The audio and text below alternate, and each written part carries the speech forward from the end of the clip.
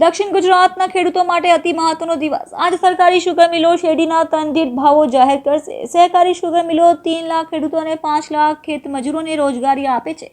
આજે sugar મિલોના board of ડિરેક્ટર્સની બેઠક યોજાશે। વાતાવરણમાં અવારનવાર બદલાવ અને શહેરીકરણના કારણે 8 લાખ ટન ઉત્પાદન ઓછું નોંધાયું। સમગ્ર ભારતમાં દક્ષિણ ગુજરાતની સહકારી શુગર મિલો ટેકાના ભાવે કરતાં વધુ ભાવ ચૂકવે છે।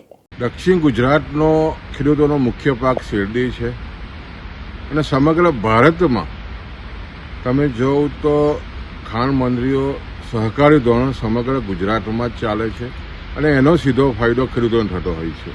દક્ષિણ ગુજરાતની વાત કરીએ તો લગભગ 13 થી 14 સહકારી સુગર મિલો સાથે લગભગ ખેડૂતો 3 લાખથી વધારે જોડાયેલા છે અને લગભગ 5 લાખથી વધારે ખેડૂત કર્મયોગી અમારા ખેડૂતોના જે કામદારો છે ખેડૂત સાથે જોડાયેલા છે, એને આ રોજગારી આપતો ઉદ્યોગ છે।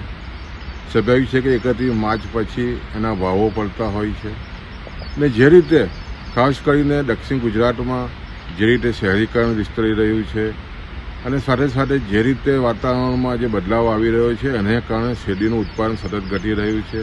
એના અનુસંધાનમાં આ વર્ષે લગભગ સુગર મિલોનું પિલાણ પણ ઓછું થયું છે, પણ બીજી બાજુ જે રીતે ખાણાઓમાં સામાન્ય વધારો અને સાથે સાથે જે રીતે પોષકક્ષમ ભાવો આપવાની બાબતમાં ખેડૂતો હર હંમેશ ચિંતા સેવતા હોય છે, પણ ભારત વર્ષમાં દક્ષિણ ગુજરાતની સુગર મિલો સૌથી સારા ભાવ એફઆરપી કરતાં પણ આપતી હોય છે। એટલે આજે ખેડૂતોને આશા છે કે ખૂબ જ સારા ભાવો પડશે અને આવનારા દિવસોમાં જે રીતે ખાસ કરીને દક્ષિણ ગુજરાતમાં વાતાવરણમાં જે રીતે પ્રભાવથી ઉત્પાદન ઘટી રહ્યું છે, ત્યારે આવનારા દિવસોમાં હજુ પણ વૈજ્ઞાનિક ધોરણે ખાસ કરીને શેરડીનું ઉત્પાદન થાય એ દિશાના પ્રયત્ન કરવાની ખાસ તાતી જરૂરિયાત છે।